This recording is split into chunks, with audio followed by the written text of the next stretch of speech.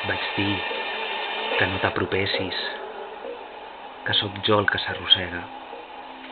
Sempre a sota, al darrere, avall, al fons, al final, per trobar-te escarbant a cor obert, l'estómac cru, les artèries inflamades de mals pensaments.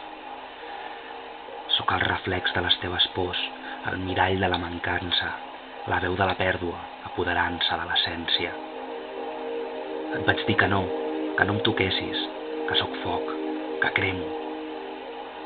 Però ets aquí, i buidaré dins teu cascades de poemes de sang negra, de tinta calenta. Et faré bullir a paraules perquè supuris poesia, i no descansaré fins que siguis patrimoni del meu jo i el meu cos al cementiri on reposen els teus versos.